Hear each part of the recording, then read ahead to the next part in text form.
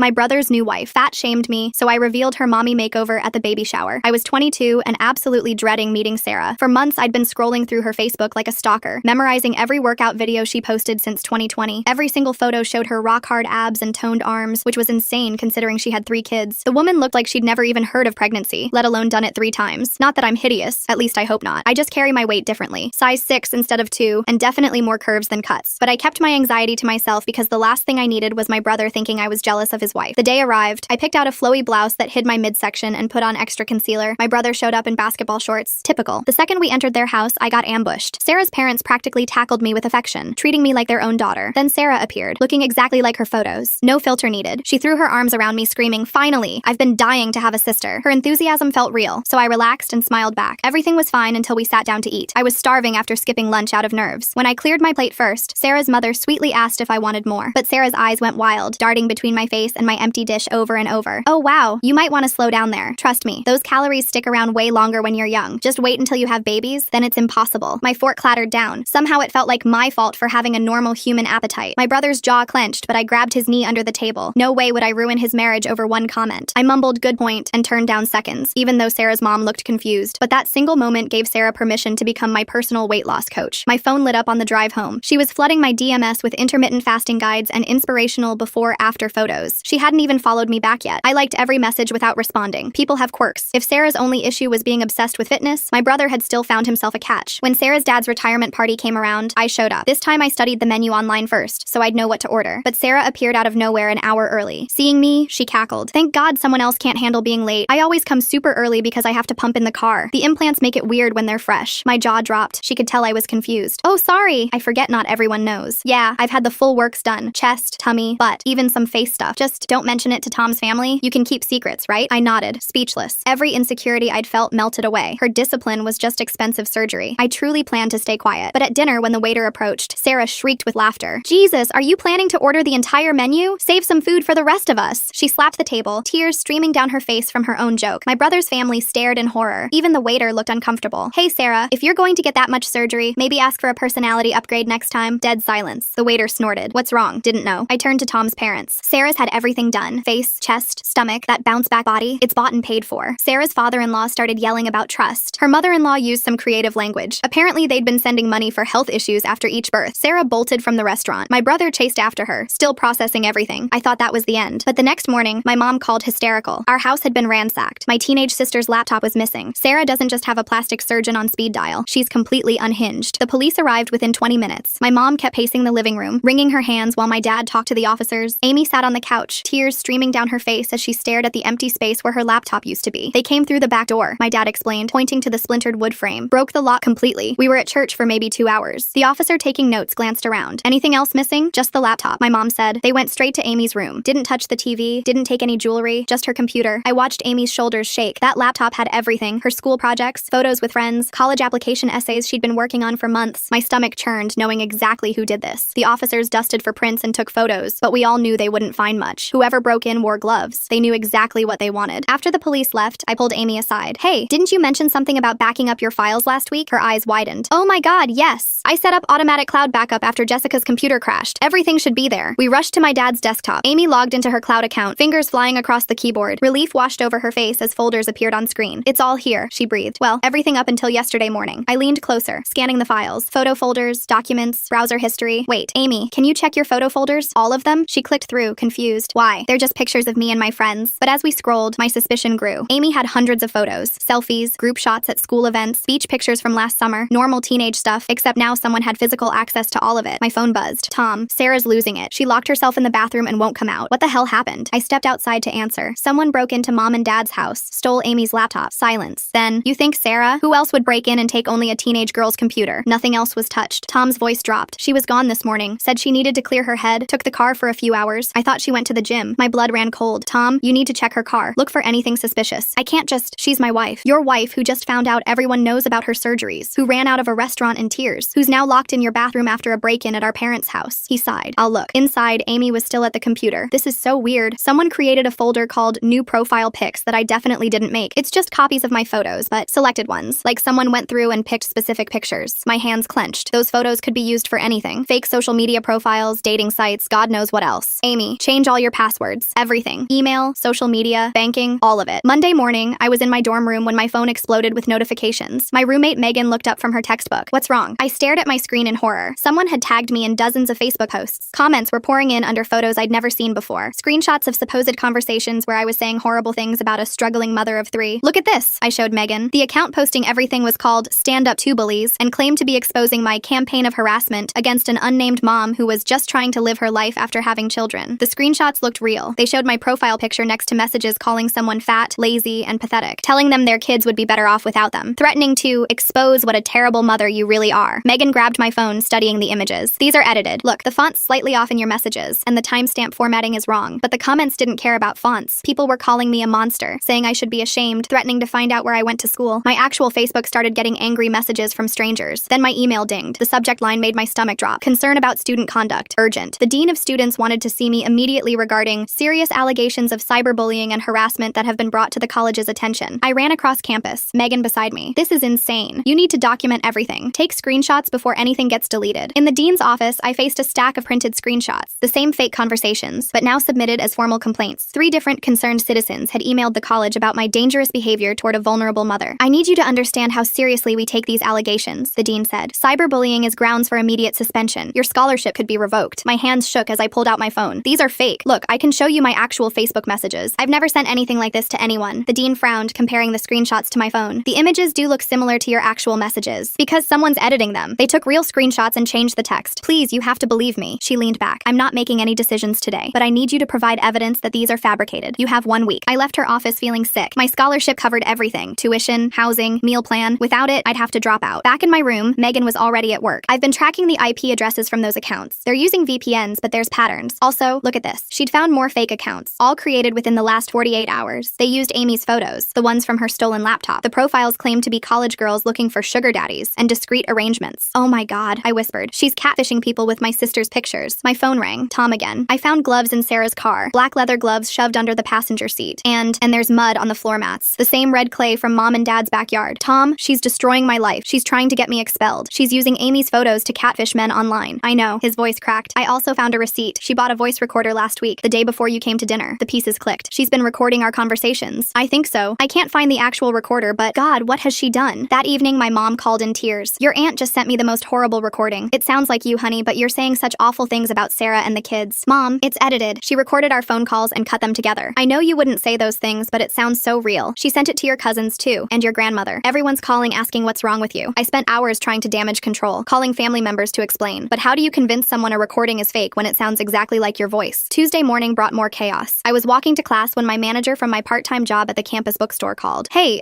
there's a woman here claiming to be your sister-in-law. She says she's concerned about your mental health and thinks you shouldn't be working with money. I sprinted across campus. Sarah stood at the customer service desk, looking perfectly put together in designer workout wear. She was talking to my manager in a hushed, concerned tone. I just worry about her stability, she was saying. The things she's been posting online, the threats she's made. I thought you should know. For the safety of your other employees. Sarah, my voice came out steady despite my racing heart. What are you doing here? She turned, eyes wide with fake concern. Oh, sweetie, there you are. I was just so worried after seeing those awful posts. I had to make sure you were okay. My manager looked between us, confused. Posts? Sarah pulled out her phone, showing him the fake screenshots. She's been harassing me online. I have 3 small children, and the things she said. I just thought her employer should know. Those are fake, I said firmly. She edited those screenshots. I can prove it. Sarah's face crumpled into tears. This is exactly what I mean. She's delusional, making up conspiracies. I'm just trying to help. My manager, thankfully, knew me better than that. Ma'am, I'm going to have to ask you to leave. This is a place of business. Sarah's tears dried instantly. You'll regret not taking this seriously. When something happens, remember I tried to warn you. She stormed out, but the damage was done. Other employees had overheard. Customers were staring. My manager pulled me aside. Look, I don't believe her, but I need to report this to HR. Just protocol. You might want to get ahead of this. I spent my lunch break in HR, explaining everything. They took notes but looked skeptical. A concerned family member showing up at your workplace wasn't normal. Even if she was lying, it created problems. That night, Megan made a discovery. These catfishing profiles using Amy's photos, they're active. She's actually talking to men, promising to meet them. Look at this. The messages were disturbing. Amy was telling older men she needed money for college, that she was desperate and willing to do anything. She'd given out my college address, saying she lived in the dorms. We need to warn campus security, Megan said. If these men show up looking for Amy, but it got worse. Megan, who worked part-time at a local bank, suddenly sat up straight. Oh no. Oh no no no. What? Someone just applied for 3 credit cards using your social security number. The applications came through our system. They used your information but a different address, somewhere in town. My blood went cold. Can you see where? It's the address for that clothing store where you work summers. They put your employer's address as as your residence. The applications were already being processed. If approved, the cards would be sent to my workplace, where Sarah had just made a scene about my mental stability. This is identity theft, Megan said. We need to freeze your credit immediately. We spent the next 3 hours on the phone with credit agencies, filing fraud alerts. Megan helped me document everything: the fake social media accounts, the edited screenshots, the catfishing profiles, the credit applications. She's trying to frame you, Megan said. Make it look like you're the one doing identity theft. Think about it. She shows up at your work talking about your instability, then credit cards in your name arrive there. My phone buzzed. Tom. I found her burner phone. She hid it in the garage. It has everything: the fake accounts, the edited screenshots, messages to those men pretending to be Amy, even drafts of the complaints she sent to your college. Thank God. Can you screenshot everything? Already am, but there's more. I found messages to someone named Robert. She was planning something bigger, something about planting evidence. My blood ran cold. What kind of evidence? I don't know. The messages are vague, but she mentioned your parents' house and making sure it's found in the right place. I immediately called my parents. You need to search the house. Every room. Sarah's planning to plant something. They thought I was paranoid until Amy shouted from upstairs, "There's something in my room." We stayed on video call as they searched. Amy had remembered the nanny cam she'd installed after the break-in, a tiny camera disguised as a phone charger. She'd wanted to feel safer in her own room. The footage was damning. It showed Sarah climbing through Amy's window at 3 a.m., 2 days after the laptop theft. She wore all black and gloves, carrying a small bag. The camera caught her opening Amy's desk drawer and placing something inside before leaving the same way she came. My dad carefully opened the drawer. Inside, wrapped in plastic, were several small bags of white powder. "Don't touch it," I said. "Call the police. Now." The next morning, our family gathered at my parents' house. Tom arrived looking haggard, carrying a box of evidence. Sarah had refused to come, claiming we were all conspiring against her. "I can't believe I didn't see it," Tom said, spreading out printed screenshots. "She's been doing this for years. I found emails from her ex-husband's mother. Sarah scammed her out of $30,000, claiming it was for medical bills after the kids were born." My mom gasped. "The surgeries? Paid for with stolen money. Her ex's mom is in a nursing home now because she can't afford better care. She gave Sarah her entire retirement savings." We spent hours piecing together the full picture. Sarah had created an elaborate web of lies, using her children as props for sympathy while funding her lifestyle through fraud. The physical transformation we'd all envied was built on theft and deception. "We need to share this," Amy said suddenly. "There's a local mom's Facebook group Sarah's always posting in. They deserve to know." Tom hesitated. "Those are the mothers of my kids' friends, and they might be her next victims," I pointed out. We crafted a careful post, sticking to facts we could prove: the fake accounts using Amy's photos, the credit card fraud, the planted substances. Within hours, comments poured in. Other women shared their stories. Sarah had borrowed money she never repaid. She'd sold them products that never arrived. She'd convinced one mother to invest in a fake business opportunity. The police took our evidence seriously now. Multiple victims, documented fraud, attempted framing. It painted a clear picture. They arrested Sarah that evening. The custody hearing was swift. Tom presented everything: the burner phone, the fraud evidence, the recordings of Sarah coaching the children to lie about me on camera for sympathy videos she'd posted online. The judge's decision was firm: full custody to Tom, supervised visitation only for Sarah, mandatory restitution to all victims, including her former mother-in-law. Sarah's lawyer argued for leniency, claiming mental health issues, but the judge wasn't moved by tears that dried too quickly, or stories that changed with each telling. "Your client systematically defrauded multiple people, attempted to frame a college student for substance possession, and used her own children as props in her schemes," the judge said. "This goes far beyond a cry for help." The financial judgment was severe but fair. Sarah owed over $50,000 to various victims. Her wages would be garnished. Her social media accounts were banned for fraud. She'd have to work multiple jobs just to make the monthly payments. Tom moved back to our hometown with the kids. Our parents helped with childcare while he rebuilt his life. The kids thrived without their mother's toxic influence, finally able to just be children. I kept my scholarship. The dean apologized when she saw the evidence, even wrote a letter supporting my character. My workplace understood too, especially after the credit cards arrived and were immediately reported as fraud. Sarah moved 3 states away. Last we heard, she was working at a call center and a weekend retail job, living in a studio apartment. No Instagram-worthy life to showcase. No designer clothes or surgical enhancements to maintain, just the consequences of her choices. Our family grew stronger through it all. We learned to trust our instincts, to document everything, to protect each other. Amy's cloud backup had saved us. Megan's banking knowledge had caught the fraud in time. Tom's courage to search for the truth had revealed everything. Sometimes I wonder if Sarah ever thinks about that dinner, when her mask first slipped, when a simple comment about my appetite started the chain of events that exposed everything. But mostly, I'm just grateful we survived it, that my brother and his kids are safe, that justice, however imperfect, was served. The woman who once made me feel inferior for being a size 6 is now banned from the very platforms she used to showcase her fake life. There's some poetic justice in that, I suppose.